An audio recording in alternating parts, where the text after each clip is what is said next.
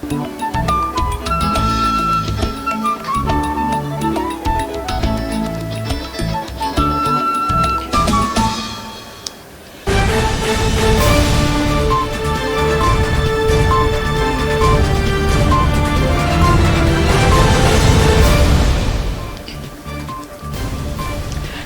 and welcome to This Time Africa. As you know, This Time Africa showcases our African men, women, culture, our music, beauty, our politicians, emerging leaders, and much, much more in the dish. But as always, the question is, what's on this time?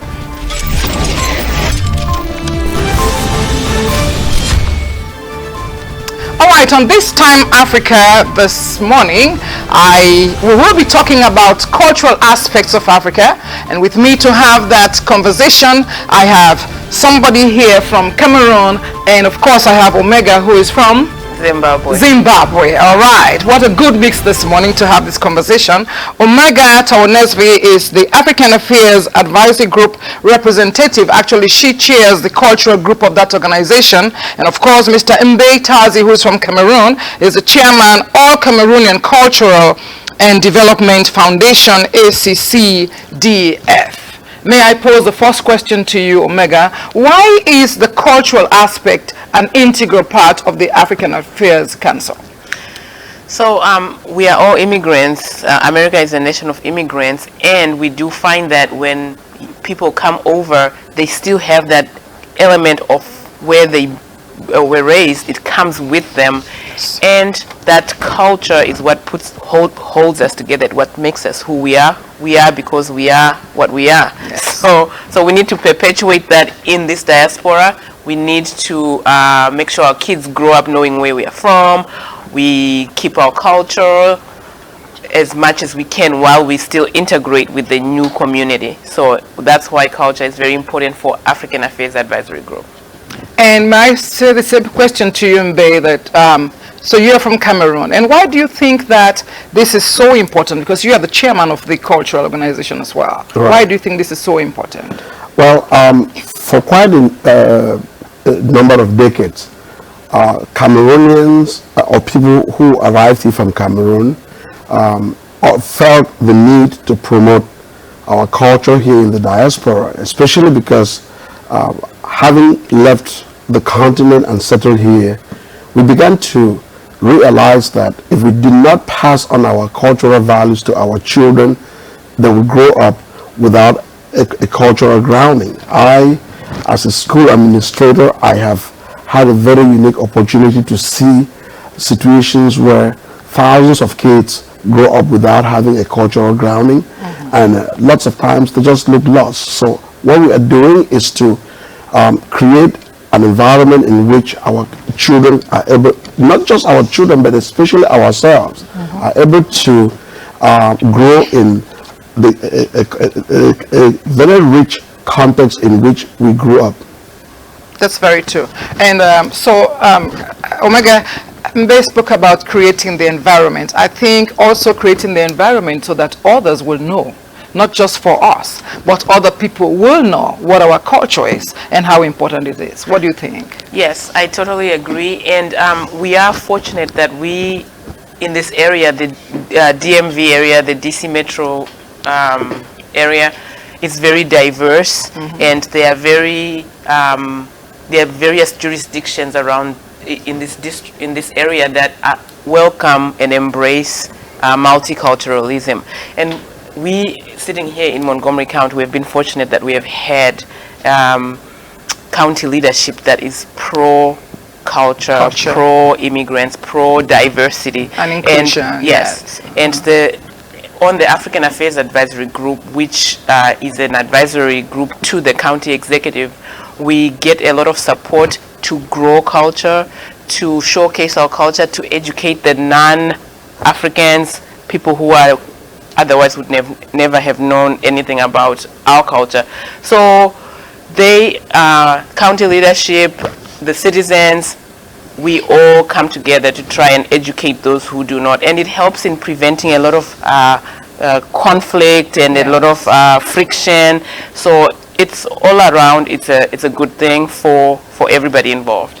It's a good thing for everybody involved, and it's also good that we are shedding the light on our culture so that other nationals, Americans or other people will know what types of culture we have. And you know, culture is diverse. But talk a little bit about that as well. I'm so glad that we have this opportunity to discuss about what brought us here today. The Pan-African Festival holds annually here in Montgomery County, and this year we have a very unique opportunity to get together on September 21st to celebrate the diverse African cultures that exist in the Washington metropolitan area. And it's a great thing because Africans are the highest educated group of people here in the United States. Especially here in the Washington metropolitan area. Unfortunately, we are usually the most invisible group of people. So we have this opportunity to take that particular day to showcase the diversity that makes us unique in front of thousands of people at the One Veteran Plaza here. All right, great. And I was going to get to that, really. So the Pan-African Festival, which is coming up on September 21st, what do we need to expect? What are viewers, listeners, what are they going to be expecting to see? And how many years has this been going on, Omega? Okay. So the Pan-African Festival has been going on for 10 years now. So this year is our 10th anniversary, and we are very, very excited. So the programming consists of cultural presentations from the different cultural communities that are in the area. We can safely say if one attends the festival, you are likely to experience 30 at the minimum, at least 30 different cultures from different countries. I was going to all in one location. So you don't even need to get your passport and go anywhere and get a visa. You don't need a visa. Yes, you just walk from one stand to another. The performers, we have live performances representing the different countries and cultural groups. We have fashion show, we have African cuisine, we have arts and crafts. So we also do have awards that we give, community awards, recognition to people who are doing great work in the African community. So there's a whole lot packed in there, and it's a program that runs from noon up until 9 or outside. So it's great September weather and just great programming. Good food and dancing, that's the African way. Of course. What would be, there are two things that are never missing at an African gathering, food and dancing. Yes. It comes with the territory. Exactly. So, Mbe, have you faced any challenges so far? Or what has been the cooperation or the response of people from our community for a festival like this? Has it been, and both of you can discuss it, has it been a growth from year to year, or what has been your sense of it? Well, having been involved in organizing the Cameroonian Cultural Festival and then the Pan-African Cultural Festival, the frustration most of us have felt is that it takes forever to convince people that this is something which is very, very useful to make Africans visible. Yes. When we were organizing the Cameroonian Cultural Festival, Cameroon has about 270 ethnic groups, but Cameroonians don't talk amongst themselves. The Bamileke socialize with Bamileke people. When you come to the Anglophone provinces, every small village has its own little thing going, and we don't talk across our ethnic boundaries.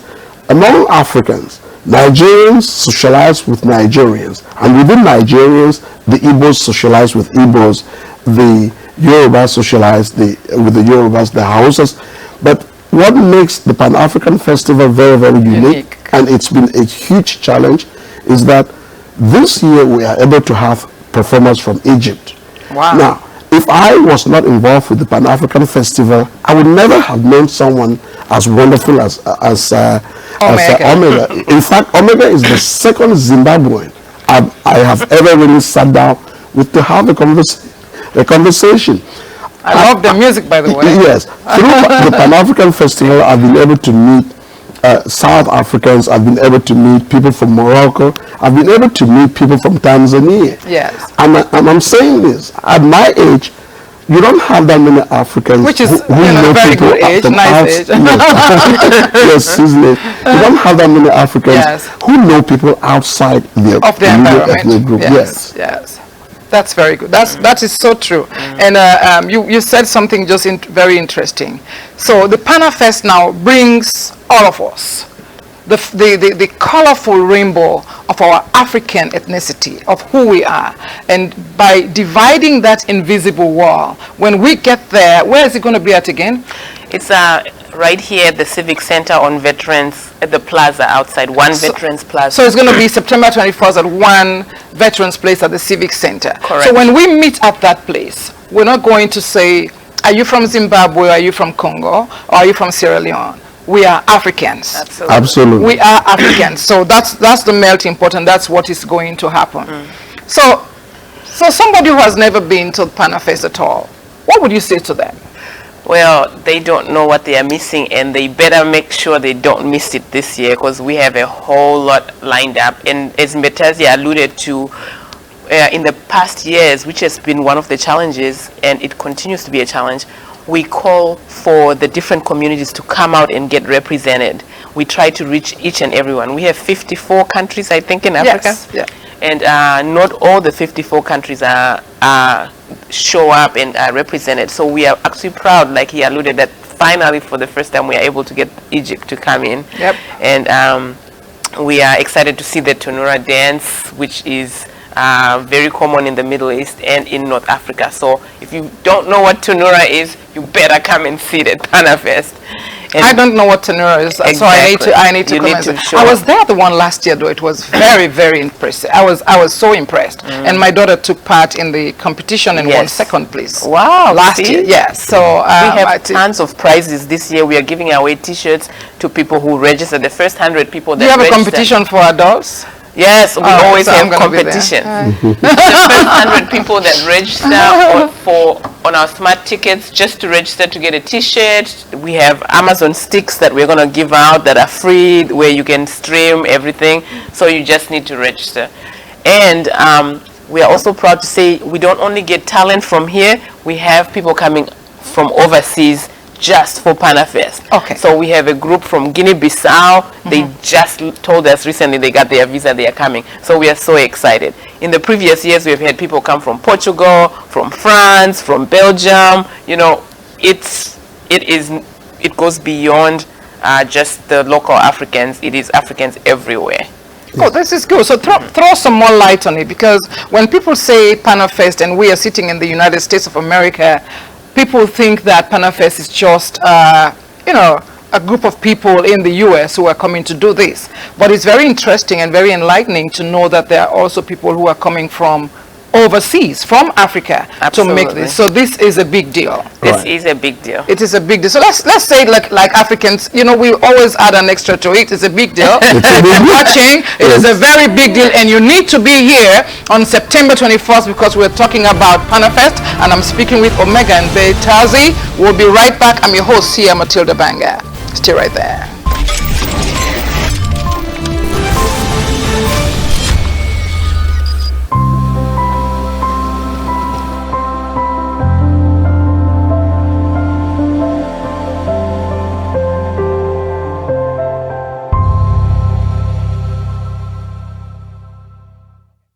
Do you want to promote your business? Do you want to talk about your nonprofit organization? Do you want to talk about your culture? Introducing the online web TV, Africa Today. We are live every Sunday at 3 p.m. Our shows are 3 p.m. Sunday Guests with Elaine Pierre. 4 p.m. This Time Africa with San Natilda Banga. 5 p.m. Transformation Point with Dr. Natalie Kamsudomo. 5:30 Cyber Connect with Jean Bosco Fogham. You can watch us live at the same time on 4 platforms: Facebook, YouTube, Twitter, and using the Africa Today app. Download our app today for Android or Apple. Promote your business today. For more information, go to www.africatoday.com. africtoday.com. Afric Today, the best of digital TV.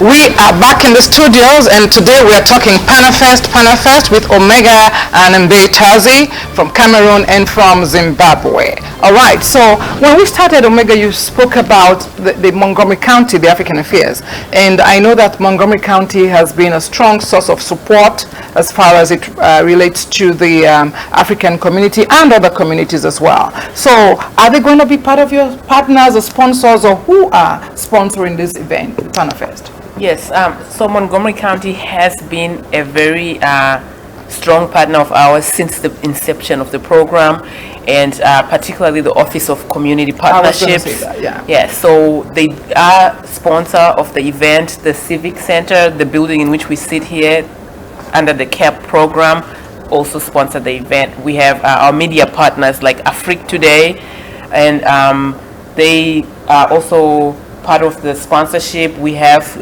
sponsors, Western Union. Actually, MoneyGram this year, yes. And we really appreciate, Yes.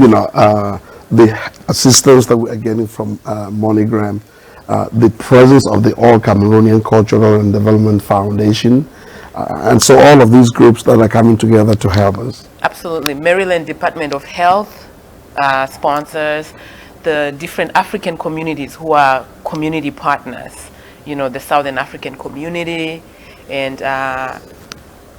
various church, the pastors group. I think we get a venue where we get to hold our meetings all the time.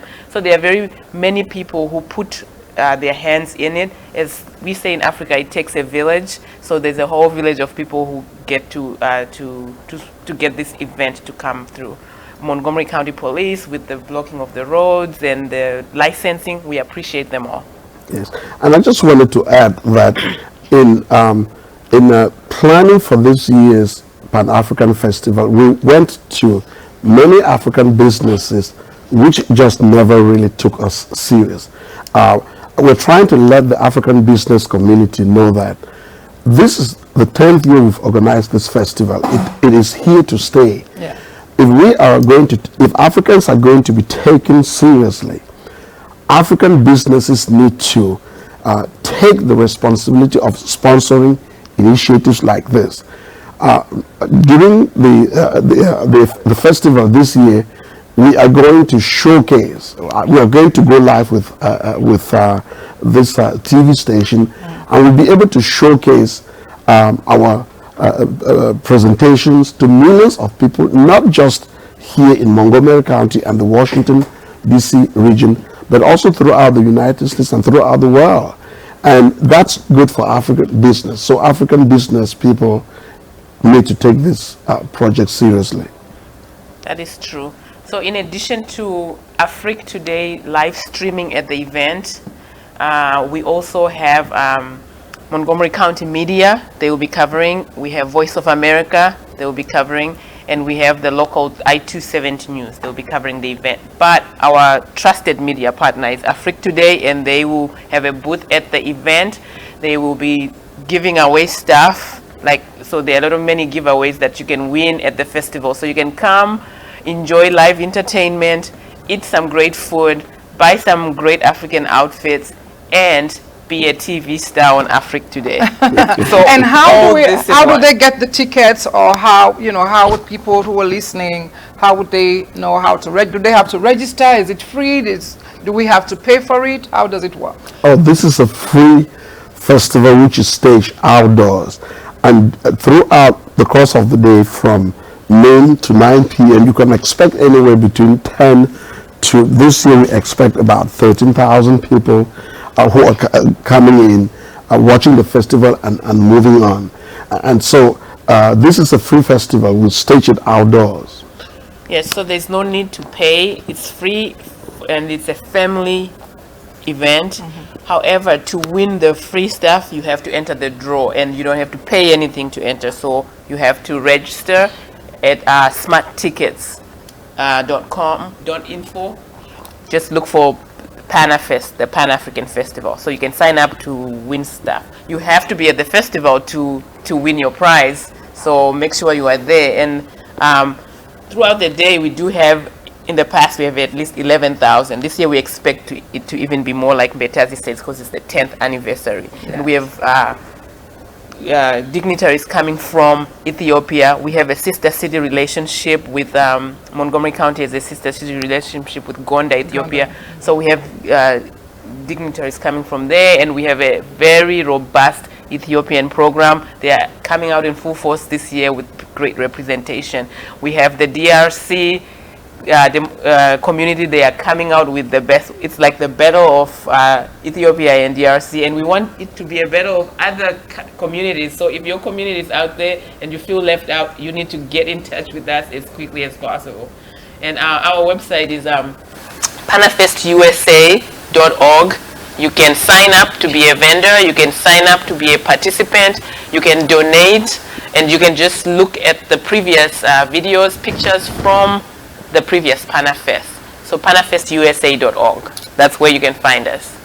Panafestusa.org and also smartticket.info. But I want to touch on what you spoke about, the African businesses, because most times Africans, we feel like nobody's hearing us, nobody's listening to us, but why is there like a drawback sometimes from the businesses? Is it because they don't understand, or what is it? What is it?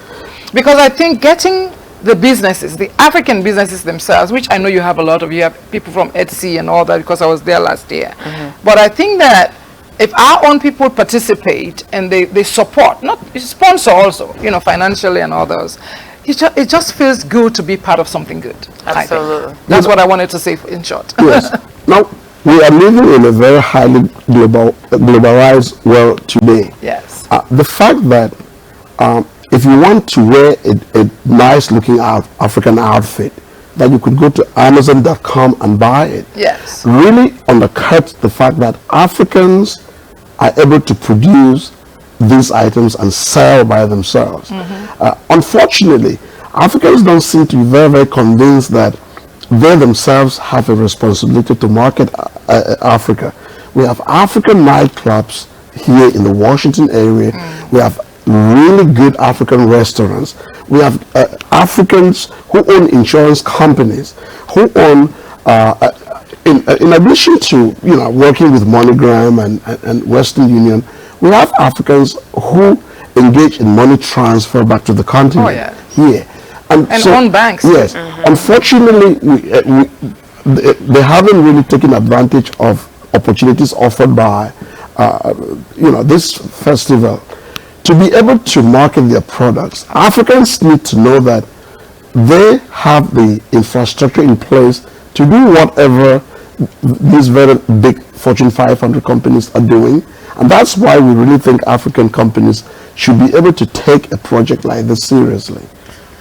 Yes, and you have to add to what Betazi, you have to start from your grassroots population. If we support your business as an African, then everybody else will see that we are supporting you. It's authentic, because we are not going to go to an inauthentic restaurant. So if we flock to your restaurant, that is testament that you are good, and then the other communities will do likewise. So it's very powerful. Unfortunately, we are not there yet, but we are hoping everybody will be on board. But I believe that we'll be there because so it's 10 years and we're not, there's no stopping us now. No. It's going to go on and on. But I think we need to actually sit down, maybe another topic, to talk about breaking these invisible walls so that people have a projection of being positive about anything that says African. This is going to be the Pan-African Festival.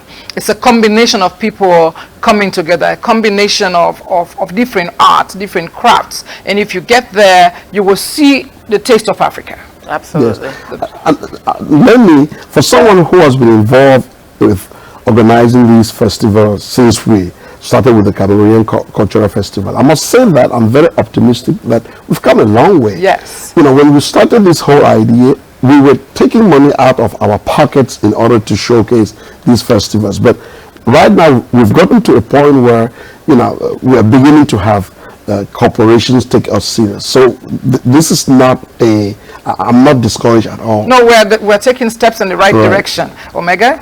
Yes, and I also want to say it's also inclusive of the Caribbean, because when we say Pan-African, we are not just talking about Africa. Yes. The group from Brazil. Yes, so we have Caribbean cultures represented as well. Well, I think the best way to succeed is for us to reach all of the people, the whole world. Absolutely. I'm believing that one day when we say Panafest, it's going to have a reflection of everybody, everybody in there, you know, regardless of who you are. Yeah. All right, so let's, as we wrap up, we have 2 minutes. What's your last word to the viewers and encouragement, both of you? I would like to say that the work that we've done here in the Washington area has been able to galvanize African communities in Europe, in Asia, to launch their own festivals. You know, for a long time, what people saw about Africa was the diseases and the plagues, and the few good things they saw were the Congolese musicians like Kofi Olomide and Awilo. Right now, we are beginning to see, to let people know that we have new generations coming up. Africans are settling here and making a very positive contribution in the diaspora. Whatever you do, don't take the sukus out of it, because I love sukus. What's your last word, Omega? Sukus is definitely part of it. As I mentioned, DRC will be there.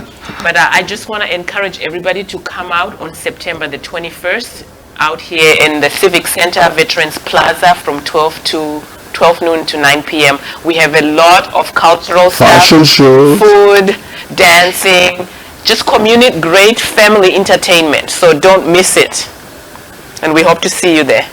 So it's going to be a great family entertainment, and it's going to be right here at the Civic Center, 1 Veterans Place, on September 24th. What are we talking about? Panafest.